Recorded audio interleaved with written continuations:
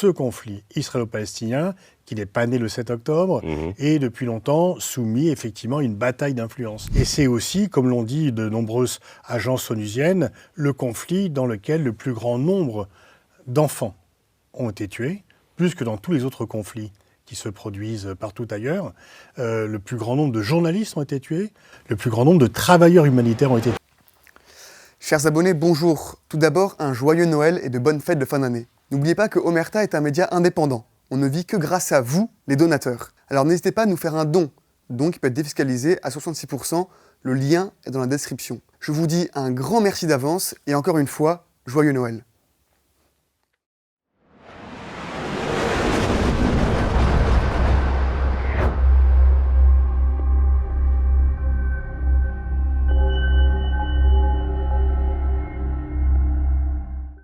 Bonjour à tous, chers abonnés d'Omerta, chers abonnés de notre chaîne YouTube. Vous êtes aujourd'hui plus de 400 000 à nous écouter. Chaque semaine, c'est un vrai plaisir parce qu'on voit ce nombre monter. On est sur l'avancée pour les 500 000. On espère que ça interviendra bientôt et on voit qu'on a de plus en plus de succès. Donc on en est ravis. On vous remercie du fond du cœur.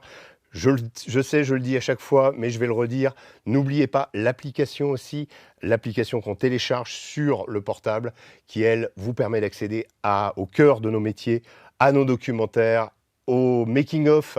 Vous avez la vie de la rédaction, vous aurez aussi la manière dont nous travaillons en reportage, sur les zones de conflit en Ukraine, en Afghanistan, en Syrie, en Irak, bref, partout où Omerta est allé. Nous avons environ 50 documentaires sur cette application. Donc ça vaut le coup, c'est 5 € par mois, 2 € pour les étudiants. Allez-y, jetez un coup d'œil. Il n'y a pas que la chaîne YouTube c'est gratuit. Vous avez aussi ça parce que c'est ce qui nous fait vivre. Nous n'avons aucune subvention. Donc merci à vous d'être présents au rendez-vous. Aujourd'hui, je reçois un invité pour la première fois, Pascal Boniface. Pascal Boniface, bonjour. Bonjour Iris. Bonjour, je suis ravi de vous avoir parmi nous. Alors, je vous présente pour nos auditeurs. Vous êtes géopolitologue, directeur de l'IRIS, l'Institut de Relations Internationales et Stratégiques. Vous aussi, vous avez une chaîne YouTube qui, comme Omerta, compte plus de 400 000 abonnés, où vous commentez l'actualité internationale. Donc, vous recevez un certain nombre de personnalités. Alors, je viens aujourd'hui pour commenter, pour voir, pour parler avec vous de votre nouveau livre dont le titre est très fort aux éditions Max Milo, je le montre, Permis de tuer, Gaza, génocide, négationnisme et Hasbara. Alors Hasbara qui veut dire en hébreu l'explication qui concerne les stratégies de communication d'Israël à destination de l'étranger. On va y revenir. Mais d'abord, pour situer globalement ce conflit à Gaza, en quoi, selon vous, est-il exceptionnel, même au regard de 76 ans d'affrontement israélo-palestinien ?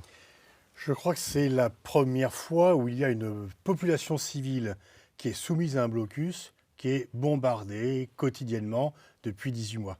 Des bombardements de civils, malheureusement, c'est interdit par le droit humanitaire, c'est un crime de guerre, c'est un crime contre l'humanité. Malheureusement, ça arrive. Mais le fait de le faire par rapport à une population qui ne peut nulle part aller, parce qu'elle est bloquée, ou alors peut-être certains voudraient qu'elle fuit justement ailleurs, et c'est aussi, comme l'ont dit de nombreuses agences onusiennes, le conflit dans lequel le plus grand nombre d'enfants ont été tués, plus que dans tous les autres conflits qui se produisent partout ailleurs. Le plus grand nombre de journalistes ont été tués, le plus grand nombre de travailleurs humanitaires ont été tués. Autrefois, les travailleurs humanitaires étaient au moins épargnés par les conflits. Donc c'est déjà cela, et puis... Comme vous, j'ai beaucoup travaillé sur la guerre en Ukraine. J'ai très rapidement été, pas surpris, mais choqué par la différence de traitement, par le fait qu'on s'émeuve, à juste titre, du bombardement de civils en Ukraine, mais qu'on trouve que c'est tout à fait légitime ou qu'il ne faut pas en parler lorsqu'il s'agit de Palestiniens. Et c'est à la fois un deux poids deux mesures, mais c'est surtout non seulement une insulte à l'humanité, mais aussi une insulte à l'autre intelligence, que de présenter les choses comme cela. Donc c'est pour cela que j'ai voulu faire ce livre. Alors, la guerre en Ukraine aussi donne lieu à une intense bataille médiatique avec des mises à l'index, des excommunications directes. Diriez-vous que le 7 octobre et la guerre à Gaza participent de la même dérive du monde médiatique? Il y a aujourd'hui on peut plus s'exprimer, ou si on n'est pas, on est dénoncé. Alors, il y a encore des espaces de liberté, mais il y a quand même un esprit mainstream qui fait que si vous ne tenez pas le bon langage, il y a beaucoup de gens qui vous invitent à condition que vous dites ce qu'ils ont envie d'entendre et pas ce que vous avez envie de penser. Et il y a en fait une question qui se pose pour beaucoup.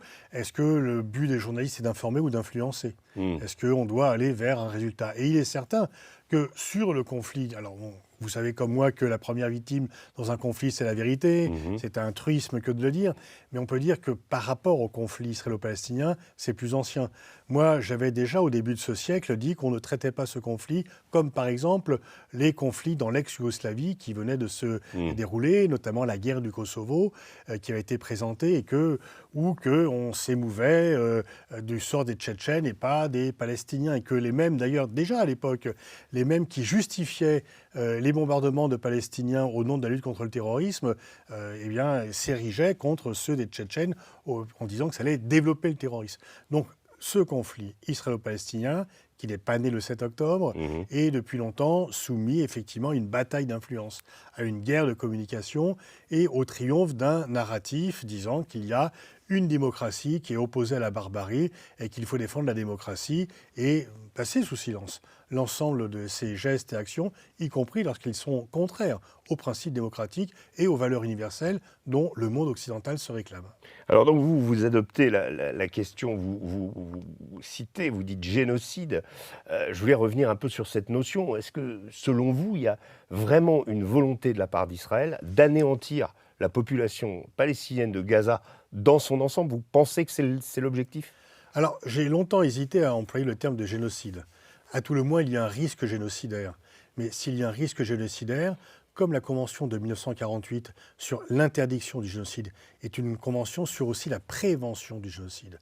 Donc s'il y a un risque génocidaire qui a été établi par effectivement Amnesty, Human Rights Watch et de nombreuses organisations, et la Cour internationale de justice a demandé en mai 2024, et en janvier 2024 et en mai 2024, à Israël de ne pas faire certaines choses, sauf à prendre le risque d'aller vers le génocide. Et puis, j'ai dans le livre de nombreuses déclarations tout à fait déshumanisantes des responsables israéliens.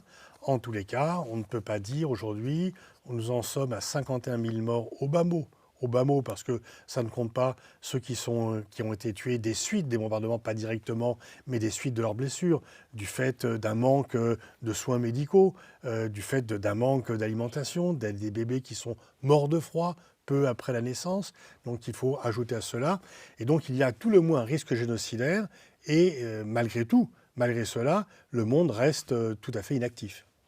Alors, le mot génocide a mobilisé, et en tout cas la situation à Gaza, de toute façon, depuis le début de l'intervention de Tsahal dans la bande de Gaza, a mobilisé de façon assez conséquente une partie de l'opinion mondiale. On peut même dire que Gaza est devenu un cri de ralliement pour certains. Une autre partie du monde se retrouve dans l'idée qu'Israël a un droit légitime à se défendre, qu'il n'a pas d'autre choix, qu'in fine, c'est sa disparition qui est en cause. Pourquoi semble-t-il, selon vous, il me semble qu'au niveau de ce conflit-là, il y a quelque chose, une dimension encore plus intense que pour l'Ukraine ou que pour d'autres conflits, il semble presque dangereux d'adopter une position, soit condamnant les pogroms du 7 octobre, mais aussi la riposte démesurée de Tsahal sur Gaza. Pourquoi doit-on obligatoirement choisir un camp ? Non, on peut choisir le camp de l'humanité, on peut choisir, moi je reconnais le droit d'Israël de se défendre, mais pas de cette manière. Pas de cette manière. Les attentats sont condamnables et on peut tout à fait condamner. Pour revenir au conflit russo-ukrainien, je pense que l'on peut dire à la fois que les Occidentaux ont commis de nombreuses erreurs à l'égard de la Russie, mais qu'aucune d'entre elles ne justifie le recours à la guerre. Et de même que les attentats du 7 octobre sont des attentats terroristes, je l'ai dit dès le premier jour, mais que la façon de combattre le terrorisme à laquelle Israël procède ne fait que nourrir le terrorisme. D'ailleurs, Anthony Blinken, qui n'est pas vraiment un anti-israélien primaire, a dit peu de jours avant de quitter le département d'État que le Hamas avait plus de miliciens en janvier 2025 qu'en octobre 2023. Qu'il avait reconstitué son stock. Voilà, Enfin, parce que son effectivement, effectif. si vous voyez votre frère, votre mère, votre père être tué, si vous voyez votre fils devoir être amputé sans anesthésie, vous n'allez pas développer une relation confraternelle avec Israël. Et qu'on sait très bien, ce n'est pas à vous que je vais expliquer, que les bombardements indiscriminés ne ramènent pas la Bien paix, sûr. mais provoquent une haine supplémentaire et que aussi de la violence. Et donc, et ce qui est aussi terrible par rapport à ça, c'est qu'en fait, en ayant ce narratif, on invisibilise non seulement la douleur des Palestiniens, mais on invisibilise également ceux qui en Israël ont un autre discours. Oui. Parce que, pour paraphraser un autre slogan, un autre Israël est possible, mais un autre Israël existe en réalité. Et vous avez, ils sont minoritaires. Ils sont très courageux, ils se heurtent à des difficultés, ils sont dénoncés comme des traîtres. Mais vous avez encore quelques Israéliens qui disent que la solution pour Israël ne consiste pas à rayer Gaza de la carte, ne consiste pas à bombarder tous les jours des civils sans défense, mais consiste à bâtir un processus de paix. Et d'ailleurs, le Hamas en tant que tel n'est que le fruit de l'absence d'un processus de paix. Yossi Beilin, le leader du Meretz, du parti de gauche, avait dit en 2005, s'il y a un retrait unilatéral de Gaza, c'est le Hamas qui va en profiter. Et Sharon, à l'époque, n'a pas voulu lancer le retrait de Gaza dans un processus bilatéral de relations avec les Palestiniens. Et donc le Hamas est venu dire, regardez, la force permet aux Israéliens de faire fuir les Israéliens, alors que la technique de négociation de Mahmoud Abbas ne débouche sur rien. Il est quand même très largement documenté aujourd'hui, et d'ailleurs il l'a dit, les phrases ont été ressorties, que Netanyahou a parié sur le Hamas pour affaiblir l'autorité palestinienne, en disant que le Hamas étant tellement répulsif pour le monde occidental, et il l'est en effet, eh bien qu'il n'y aura jamais d'État palestinien si c'est le Hamas qui dirige Gaza, voire qui dirige les Palestiniens, alors que l'autre voie était plus dangereuse. Donc voilà, moi il n'y a aucune contradiction entre condamner les attentats et condamner la répression et les crimes de guerre qui sont commis. C'est aussi ce que dit Gilles Kepel, justement, sur cette façon d'avoir joué un petit peu de la part de Netanyahou avec le Hamas. Vous dites, oui, en effet, il est difficile de concevoir qu'on va développer une amitié avec quelqu'un qui écrase vos frères, vos sœurs, etc. Pourquoi continue toujours-t-on à croire, et il me semble que ce soit aussi une des croyances de Donald Trump, qu'on peut écraser par la force? En 2000, je regarde la date exacte, 2004, j'avais interviewé Donald Rumsfeld, qui déjà à l'époque, c'était le début de l'insurrection en Irak, posait la question clairement. Donald Rumsfeld, pourtant un faucon de l'administration Bush, disait « Est-ce que vous n'êtes pas sûr qu'en tuant un terroriste, nous n'en créons pas 10 autour ?»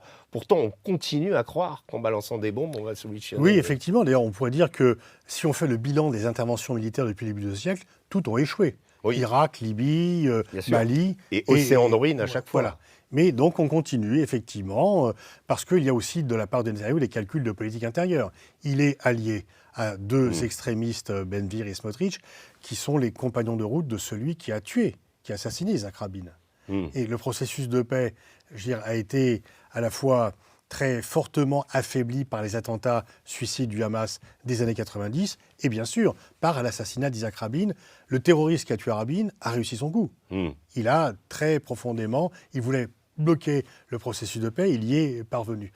Et donc, effectivement, pour des raisons de politique intérieure, Netanyahou, qui a des difficultés avec la justice, comme on le sait, c'est que ces deux alliés quitteraient la coalition s'ils cessaient la guerre. Et donc, ils continuent la guerre pour se maintenir au pouvoir, mettant en danger la vie des otages israéliens et tuant les Palestiniens. Et alors, paradoxalement, c'est aussi le cas pour le Hamas. Plus le conflit dure, moins sa légitimité à gouverner Gaza est mise en cause. Mais, bien sûr, mais en même temps, il apparaît, surtout par rapport aux faiblesses, un signe de l'autorité palestinienne qui est corrompue, qui coopère toujours sécuritairement avec Israël, donc qui est rejeté comme étant en fait une sorte de collaborateur d'Israël par les Palestiniens. Mais le Hamas, en fait, pense qu'il se maintient par la force, effectivement, et qu'il parie sur le fait que l'horreur de la répression israélienne va amener des gens vers lui. Est-ce que la nouveauté, quand même, dans cette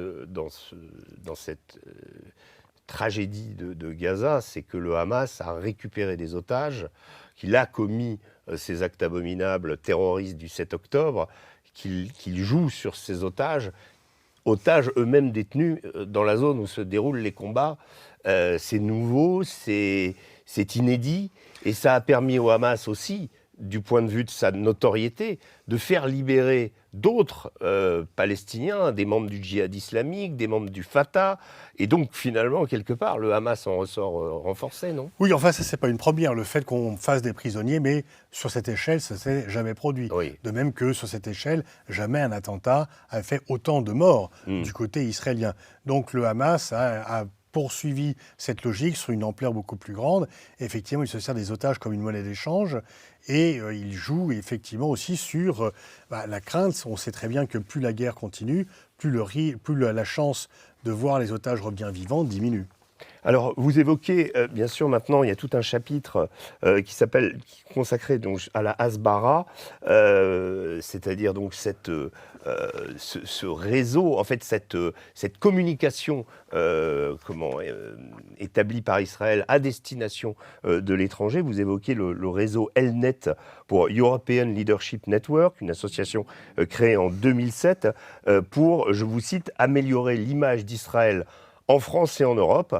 Vous faites des portraits de Bernard-Henri Lévy, de l'imam Chalgoumi, Frédéric Ancel, Bruno Tertrais, Caroline Fourest. Comment est-ce qu'on les qualifie ? Pour vous, c'est des agents d'Israël ? Est-ce qu'ils sont alignés sur la politique de l'État hébreu pour des raisons historiques ou simplement à cause de la souffrance des Juifs dans l'histoire et en raison de la Shoah? Alors, il y a autant pour, disons que pour ceux qui reprennent le narratif israélien, il y a des motivations très diverses. Ça peut être pour des raisons communautaires, mais très souvent, il y a d'autres raisons. Il peut y avoir le fait, effectivement, d'être marqué par la culpabilité à l'égard de la Shoah, mais il y a aussi beaucoup qui sont marqués par une hostilité à l'islam et qui pensent qu'Israël est la pointe avancée du combat contre l'islam au Proche-Orient, même si personnellement je pense que cette conduite-là facilite la tâche des islamistes et des extrémistes musulmans, parce qu'ils peuvent dire, voyez comment les Occidentaux nous traitent, et le fait, hier des géopolitologues aux États-Unis avaient dit, en fait, Israël se présente comme étant l'Australie au Proche-Orient, mais il dessert la cause américaine parce qu'il vient le soutien inconditionnel à Israël est l'une des causes majeures du rejet des États-Unis dans le monde arabe et musulman. Mais donc les motivations sont très diverses. Certains se disent que, en fait, c'est de leur intérêt d'avoir... certains le font par conviction, d'autres par opportunisme, parce qu'effectivement, un discours, disons, plus critique d'Israël ne vous conduit pas à des succès médiatiques très tranchés. Alors, symétriquement, on peut dire que l'horreur déclenchée par le Hamas elle-même a renforcé, a desservi la cause palestinienne. Bien et sûr. quelque part provoque l'anéantissement d'une zone qu'ils gouvernaient, sur laquelle Bien sûr, quel est le c'est-à-dire résultat pour eux disons qu'à finalement. la fois les attentats ont remis la question palestinienne qui était ignorée des médias au premier plan, mais ils ont rendu encore plus compliqué une solution pour plusieurs raisons, parce que le Hamas ne peut pas faire partie de la solution du fait de son action, mais surtout c'est que le nombre de personnes qui en Israël sont prêts à prendre en compte la question palestinienne sont nettement moins nombreux. Le Hamas, mais ça fait 30 ans que ça dure, le Hamas dessert la cause palestinienne par les attentats qu'il organise, et il a très largement affaibli le camp de la paix en Israël. Et les attentats, ça a commencé dans les années 90, peu après les accords d'Oslo. Le Hamas a présenté les accords d'Oslo comme étant une trahison. Et donc, il a tout fait pour faire dérailler ces accords. Et il a été aidé par celui qui a tué Rabin. Et une fois que Rabin n'était plus là, il n'y avait plus un leader assez solide en Israël. Rabin disait qu'il combattrait le terrorisme comme s'il n'y avait pas de processus de paix, mais qu'il continuerait le processus de paix comme s'il n'y avait pas de terrorisme.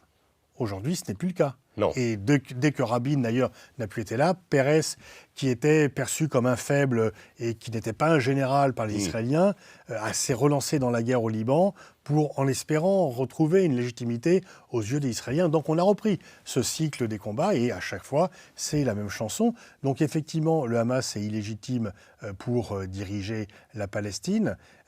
Il a diabolisé dans les opinions occidentales et plus encore dans les opinions israéliennes la cause palestinienne, mais en même temps, je veux dire, c'est la loi historique. Peut-être qu'on va vider Gaza de sa population. Oui. Peut-être que le plan de Trump qui est rejeté par tout le monde sauf par Netanyahou, est en train d'être appliqué au quotidien. Parce que c'est vrai qu'il n'y a plus d'aide humanitaire depuis le 3 mars. Si vous n'avez aucune aide humanitaire et que vous êtes bombardé, le jour où on peut vous dire, et les Israéliens, qui sont toujours une politique de communication très habile, disent il y aura des départs qui seront volontaires. Si vous avez le choix entre mourir de faim ou mourir sous les bombes ou partir, au bout d'un moment, vous pouvez choisir de partir. Donc, il risque d'avoir un nettoyage ethnique massif, de vider Gaza de sa population, parce que si les Palestiniens de Gaza voient qu'il y a un endroit où ils peuvent survivre, où leurs enfants peuvent survivre, peut-être qu'à force, ils iront. Pour l'instant, les Égyptiens, les Jordaniens refusent de les accueillir, mais on voit bien que... pour des raisons historiques, d'ailleurs. Pour des raisons de sécurité. Pour les Jordaniens, les frères musulmans pour oui, surtout pour des raisons de Égyptiens. sécurité, parce qu'ils savent que ça déstabiliserait profondément Totalement. leur société, Oui. et que ça serait des risques de déstabilisation. Mais on ne le dit pas souvent, ça, je trouve. Et qu'ils seraient aussi coupables, par rapport à la population, d'avoir facilité le plan de Netanyahou. Et donc, ils seraient tenus pour co-responsables d'une nouvelle Nakba.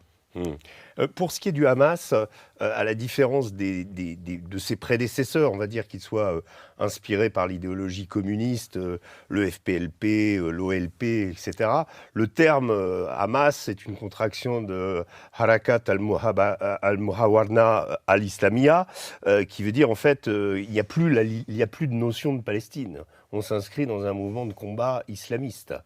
Oui, mais en même temps, ils sont très nationalistes. Oui, c'est-à-dire que leur combat n'est pas en dehors, ils n'ont pas organisé d'attentats en dehors d'Israël-Palestine. Donc il y a pas, c'est pas du tout l'État islamique. C'est pas Daesh, voilà. Oui. Eux, leur programme, il est en fait typiquement religieux, bien sûr, vous avez raison de le souligner, mais également nationaliste. Ils n'ont pas organisé d'attentats en dehors des territoires palestiniens et d'Israël. Donc il y a quand même, et en fait, une partie d'ailleurs, alors ils ont des soutiens religieux, mais une partie des gens qui soutiennent le Hamas le font pour des raisons de patriotisme palestinien plus que pour des raisons religieuses. Il y a en fait ces deux aspirations, religieuses pour certains et nationalistes de résistance pour d'autres, parce que certains, même si c'est un mouvement terroriste, certains Palestiniens pensent que c'est le mouvement qui s'oppose le plus à Israël. Comment vous expliquez, quand on regarde la carte et quand on regarde ce qui s'est passé depuis le 7 octobre, qu'en réalité, le Hamas, la Palestine, Gaza, population sunnite, les seuls à s'être engagés quelque part pour défendre Gaza, ça a été les chiites. Comment vous expliquez qu'aucun pays sunnite n'est venu réellement Parce qu'ailleurs, les populations sont très contrôlées. Et que donc il y a quand même des services de sécurité, que l'opposition ne peut pas s'exprimer, et que tous les services de sécurité ont fait attention de faire en sorte qu'il n'y ait pas de manifestation, et que le Hezbollah et les Houthis étaient des mouvements structurés, équipés d'armes, qui étaient des mouvements à la fois militaires et civils, et qu'ils avaient les moyens de réagir, alors que qu'eux-mêmes étaient hostiles à Israël. Et qu'eux-mêmes étaient hostiles par Israël, alors que les sociétés civiles marocaines, algériennes, tunisiennes, même jordaniennes, égyptiennes, ne peuvent pas agir militairement. Bien sûr. Alors, les débats dont on a parlé ont eu lieu à foison dans l'ensemble de la presse française. Le monde politico-médiatique, on va dire, avec CNews d'un côté et LFI de l'autre, qui refuse toujours d'utiliser le terme terroriste quand il s'agit du 7 octobre. En fait, en réalité... Pas tous. Pas tous, oui. mais peut-être Ruffin et quelques-uns. Mais on a parlé de la société israélienne. En revanche, ce qui frappe, c'est quand on regarde les médias israéliens, on a l'impression que les Israéliens peuvent parler de choses les concernant, alors que nous ne pouvons les évoquer quand bien même elles ne nous concernent que de très loin. C'est-à-dire que... il y a beaucoup plus de critiques de Netanyahou dans Haaretz. Oui, mais même dans Yedot et Aharonot, même dans le Jérusalem Post, moi je trouve des articles, des confessions de commandants absolument incroyables. Il y a en fait beaucoup plus une autocensure qu'une censure en France. Oui. Il y a une autocensure, disons, personne ne veut se voir être accusé d'antisémitisme. Et que la sanction immédiate, quand vous soulevez cette question de façon critique par rapport au gouvernement israélien, c'est d'être traité d'antisémite. Et c'est un chantage qui fonctionne très bien. Vous comme moi, on connaît plein de gens qui veulent se tenir à l'écart, qui ne veulent surtout pas avoir à commenter ce sujet pour ne pas avoir à trop trahir la réalité et ne pas avoir, en ne trahissant pas la réalité, se voir accusé d'antisémitisme. Parce que Netanyahou a réussi, dans sa campagne de communication, dans sa campagne d'explication, à mélanger trois choses qui sont différentes historiquement et politiquement: l'antisionisme, l'antisémitisme et la critique politique de l'action d'un gouvernement. Et si vous condamnez aujourd'hui les bombardements de civils sur Gaza, on va vous dire que vous êtes en fait antisioniste pour mieux cacher votre antisémitisme. Alors, il y a certainement des gens qui sont à la fois antisionistes et antisémites. Mais l'antisionisme et l'antisémitisme sont deux choses différentes. Il y a d'ailleurs beaucoup de juifs qui sont antisionistes, soit pour des raisons religieuses, soit pour des raisons politiques. Mais en tous les cas, on peut très bien être tout à fait favorable. Moi, je suis pour la solution à deux États, même si elle est de plus en plus difficile, voire peut-être impossible à mettre en œuvre. Donc, si vous êtes pour la solution à deux États, vous êtes forcément pour l'existence d'un État israélien. Je pourrais dire que je suis sioniste, parce que je suis pour l'existence de l'État d'Israël, mais dans les frontières de 67. Pas bon. Et le fait de critiquer, si je critique les bombardements de Poutine sur le Kiev, on ne va pas dire que je fais du racisme anti-russe ou que je veux la disparition de l'État russe. Et Netanyahou, donc, a réussi à faire que ces trois choses différentes, critique de l'action politique du gouvernement, opposition à l'existence d'un État des Juifs et opposition aux Juifs en tant que peuple, soient mélangées dans le même combo. Vous aviez d'ailleurs tweeté à propos des bombardements de Soumy, vous avez dit que ce sont des crimes de guerre, mais ceux qui les dénoncent en restant muets sur les bombardements quotidiens sur les civils à Gaza, auxquels sont muets, auxquels de surcroît on bloque l'accès à l'aide humanitaire, sont de sinistres tartuffes. Bah oui, je veux dire, soit vous dites, voilà, il y a un droit humanitaire, il y a simplement une question d'humanité, on ne bombarde pas les civils. La guerre, qui est interdite mais qui peut exister, c'est des guerres entre militaires ou entre miliciens. Mais les civils qui n'y sont pour rien n'ont pas à être pris pour responsables collectivement, et donc on ne bombarde pas les civils. Et donc, mais une fois encore, c'est pas nouveau. Je ne comprends pas que les mêmes qui s'émeuvent, à juste titre, des bombardements de civils ukrainiens, qui sont quand même moins nombreux, qui peuvent partir, qui ne sont pas soumis à un blocus, dans lequel il y a quand même des hôpitaux. On n'empile pas des Ukrainiens sans anesthésie. On le fait pour les Palestiniens. Les mêmes restent muets. Et souvent même, s'ils étaient muets, ça serait moins grave. Mais loin de rester muets, ils viennent plastronner pour dire que tout ceci est très normal et que c'est là une démocratie qui doit se défendre. Et donc, ils viennent justifier. Et c'est pour ça que j'emploie le terme de négationniste. On dit souvent que les plus chauds supporters d'Israël en France sont des génocidaires. Non, ils n'ont pas de sang sur les mains. Ils ne participent pas à un génocide, mais ils nient les crimes de guerre. Donc, ils sont des négationnistes. Ils nient le risque génocidaire qui est quand même très largement documenté. Mais quand on ne veut pas voir, on ne voit pas. Alors, je vais revenir sur l'émission de Donald Trump dans ce conflit, qui avait été déjà... le rôle de Donald Trump dans sa précédente mandature vis-à-vis d'Israël avait été assez déterminant. Il avait ramené l'ambassade de Tel Aviv à Jérusalem, accédant à une demande israélienne. Il avait été, on va dire, l'un des grands architectes, via son beau-fils Jared Kushner, des fameux accords d'Abraham, qui ont donné on va dire des liens diplomatiques inédits entre Bahreïn, le Qatar, les Émirats, etc. et Israël. Aujourd'hui, je voudrais voir un petit peu avec vous, il me semble quelque chose qu'est-ce que vous pensez du rôle de Donald Trump et de son jeu vis-à-vis de Netanyahou ? En un sens, on a l'impression qu'il est d'accord pour bombarder l'Iran, qui serait en gros le dernier domino qui permettrait de finalement une victoire totale d'Israël. Puis en même temps, il dit qu'il est en train de négocier. On a l'impression qu'il ne laissera pas, que tant que la négociation n'ira pas au bout, il l'a dit encore aujourd'hui, il ne va pas bombarder l'Iran. Qu'est-ce que vous en pensez de ce jeu ? Il y a une logique et en fait, dans ce sens-là, c'est pas tellement éloigné de ce que faisait Biden. En fait, qu'a obtenu Biden de Netanyahou ? Il avait dit il ne faut pas bombarder Rafah, il ne faut pas aller au Liban, il ne faut pas faire ci. Il n'a rien obtenu. La seule chose qu'il a obtenue, c'est que par rapport aux attaques iraniennes sur Israël, la riposte israélienne soit modérée et qu'Israël ne bombarde pas massivement ni les installations pétrolières ni nucléaires de l'Iran. C'est la seule chose qu'il a obtenue. Tout le reste, Netanyahou s'est moqué de ce qu'il lui demandait de faire. Pareil pour Trump. Trump, en fait, laisse Netanyahou bombarder sans aucun mot. Parce que quand, là, il a dit stop Vladimir pour les bombardements sur Kiev, il n'a jamais dit stop Benjamin pour les bombardements sur Gaza, qui, une fois encore, sont beaucoup plus nombreux. Donc, il laisse quartier libre à Netanyahou sur Gaza, sur la Cisjordanie. Il faut voir aussi les violences des colons, sur tout ça. Par contre, l'Iran, non. Pourquoi ? Parce que ce qui a changé entre Trump 1 et Trump 2, c'est qu'il y a eu une réconciliation entre l'Arabie saoudite et l'Iran. Sous l'égide chinoise, ils ont ouvert des relations diplomatiques.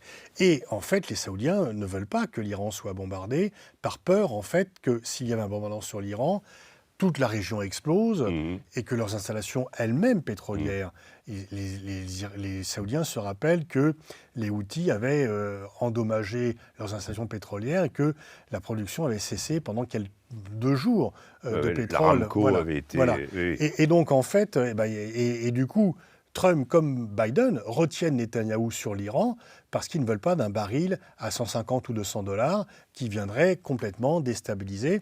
Et l'Arabie saoudite qui veut investir 500 milliards de dollars sur les 4 prochaines années aux États-Unis, dont le roi héritier, le prince héritier MBS, a investi 2 milliards de dollars dans le fonds souverain de fonds d'investissement de Jared Kushner, eh bien, Trump tient compte de cela. Donc, en fait, il retient Israël sur l'Iran.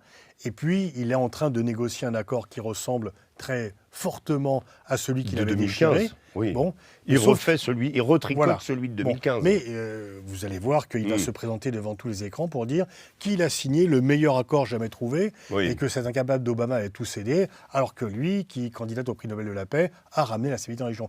Mais je crois que ce qui compte surtout avant pour lui, pourquoi il recherche non pas l'affrontement, mais un accord avec l'Iran et qu'il retient la main d'Israël sur l'Iran, c'est le facteur saoudien.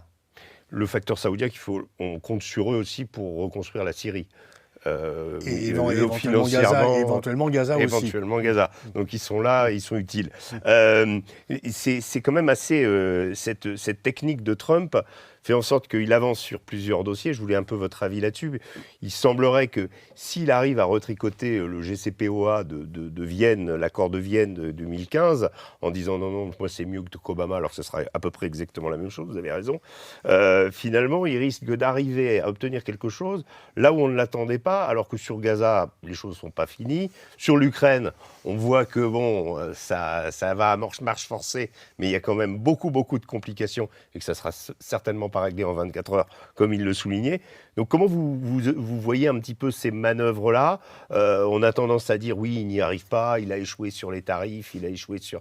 Comment ça... Oui, pour l'instant, on vient bientôt aux 100 jours, il n'y a pas de résultat, il n'y en a aucun même. On arrive aux 100 jours. Et donc, effectivement, il a pas ramené la paix en 24 heures, ni en 100 jours, et il aurait pu négocier, s'il y a un jour la fin de la guerre, le moins qu'on puisse dire, c'est qu'il n'a pas négocié de façon extrêmement habile, parce qu'il aurait pu obtenir plus des Russes. Les Russes auraient pu donner un peu plus qu'ils ne vont donner, mais je pense simplement qu'ils se trompent d'époque. Ils pensent qu'on vit encore dans un monde unipolaire, où le fait que les États-Unis veulent quelque chose implique qu'ils peuvent l'obtenir. Et en fait, il y a une contradiction entre son slogan. Son slogan, c'est « Make America Great Again ». Donc ça veut dire que s'il a un tel slogan, c'est que les États-Unis ne sont plus aussi grands qu'ils étaient auparavant. Et donc c'est une contradiction majeure que de vouloir imposer comme si les autres... Alors c'est vrai qu'il y a beaucoup de pays vassalisés. Regardez là, on apprend que la Belgique va acheter des F-35. Oui. Et dans un deuxième temps, ils avaient déjà acheté des F-35 lors du premier mandat de Trump. Oui. Donc Trump leur dit qu'il va les laisser tomber, qu'ils ne sont plus de l'OTAN, mais la Belgique achète quand même des F-35. C'est quand même la preuve d'un asservissement quand même qui se poursuit. Donc il compte un peu là-dessus, mais il va se heurter d'une part quand même, je pense que quand vous voyez que le chancelier allemand chrétien-démocrate, le futur chancelier, dit qu'il faut que l'Allemagne devienne indépendante des États-Unis, c'est un changement copernicien majeur. Et puis, la Chine ne va pas céder à Trump. La Chine, c'est une réalité très dérangeante pour Trump parce que Xi Jinping ne peut pas se permettre de céder, ni pour son statut international, ni par rapport à son opinion publique. On dit bien sûr que la Chine est un n'est pas une démocratie, peut-être, ou sûrement, mais en tous les cas, il y a une opinion publique en Chine qui s'exprime d'autant plus fortement sur les questions de patriotisme qu'elle n'a guère d'occasion de s'exprimer sur les questions de politique intérieure. Et donc, je pense que Trump, il a confondu le monde unipolaire et le monde tel qu'il est, et puis surtout, par tempérament, il ne compte que sur le hard power et pas du tout sur le soft power, et de ce fait, il affaiblit considérablement, globalement, la puissance américaine.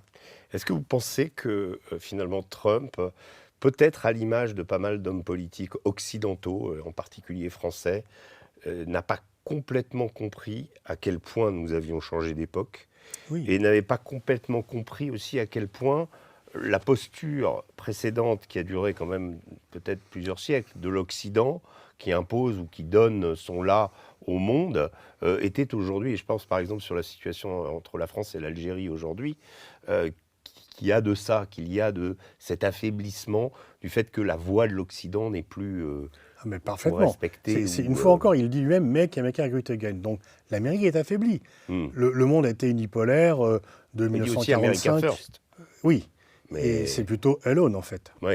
C'est plutôt seul. Et donc effectivement, vous avez parfaitement raison, il y a chez beaucoup d'Occidentaux l'absence de perception d'une réalité, c'est que y compris chez l'Occident... des journalistes, je trouve. Et les responsables politiques. Oui. Bon, effectivement, mais c'est pour ça que la plupart des journalistes sont pro-israéliens, c'est qu'ils sont pro-occidentaux. Ils pensent que l'Occident a des valeurs supérieures et qu'il peut imposer ses volontés pour le bien de tous. Parce que les gens viennent des mêmes milieux sociaux, ont les mêmes formations.